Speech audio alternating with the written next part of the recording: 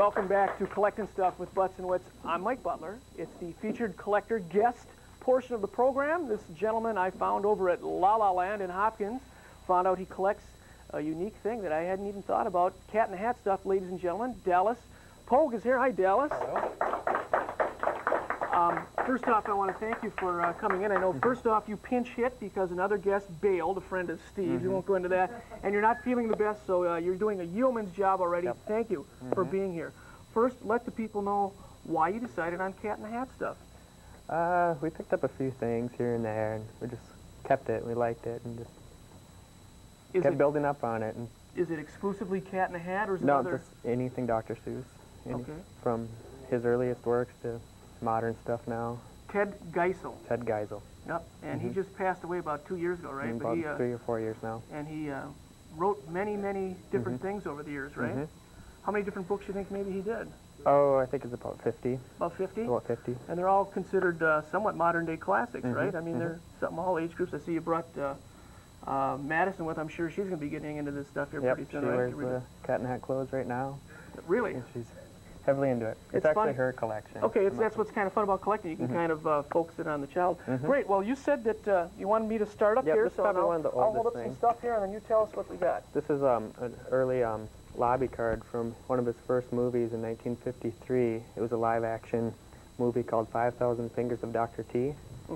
And then they didn't make very much for it.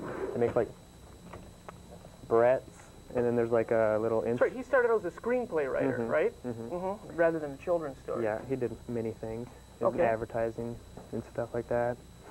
That's probably the earliest thing we have. And then for toys, it went... That's the game of Yertle. That was like early 1960s. And then he did a Cat in the Hat book, and that's what really made him popular. Okay. And the model came out a couple years after that. That's kind of a rare model. Okay. And then after that, he had six different zoo kits here that were kind of based on characters of his. And these are 2 of them here. And they were interchangeable. You could change the parts into each one. Well, they're kind of like a cootie then, aren't they? Kind of, but it's not really. But by Revell. But Revell. Revell stuff's really collectible. All that stuff from the that cat era. model and the Yertle game of Revell. They're probably the earliest. How about your doll here? And then in the 70s, Mattel got a hold of them, and they made the talking cat, which still talks. All right, get him to talk. Put it by your mic. Sometimes I bump into things. It's kind of like Matt. And the talking Yertle, which... I don't know, hear that? No, kind of. Kinda. And Mattel made the usual, the See and Say, and the Jack in the Box, and the guitar. All right. What's going on here? Let's show that guitar right there. Now, is this one of those wind-up guitars? Yep. You could play it this way, or you could wind it up. So that's the only way Brent can actually keep it tuned is by turning the crank there. And then they had, in the 70s, the Lunchbox in both metal and vinyl. So one would actually be geared towards the boys, and then you got this one for the girls, supposedly. Probably. Yeah. Kind of a unisex. Well, that's because you know how girls get so angry. They want you getting hit in the head with one of the metal ones from them. Hurting awful bad. Okay. And then about the mid-70s, the Impulse had this one weird cat. We don't really have anything else from Impulse. It's kind of an odd thing. Does he talk or anything? No, he just sits there. He just kind of looks around. He's very, very, very looking suspicious there. And then the 80s, Coleco got a hold of it, and they made a whole line of all the different characters. The Grinch is probably the most desirable. And then they made the riding toy, and they made a rocking toy. All right, if we can get up here, we can see that. Steve, why don't you get over here? There you go. Oh, that's Aaron picking that up. Thank you. And then probably the rarest of the Coleco is the 4-foot cat here. They made a smaller one, but this is probably like a FAO Schwartz type thing for rich kids. Yeah, you almost had to get him his own chair there, didn't you? Yes. Can we get a shot of him? He's down there on the chair, sitting there. That's, where were we able to find that guy? I picked that up from a friend in California. Found that for me. And then, oh, I missed this. This is from Mattel, too. It's a talking See and Say book, still sealed up. It doesn't work, though. But you turn the page and just turn it to the different storylines.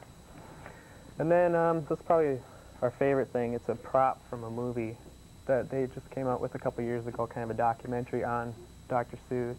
And this was actually used in the film. kind of got beat up a little bit. What was the name of that film?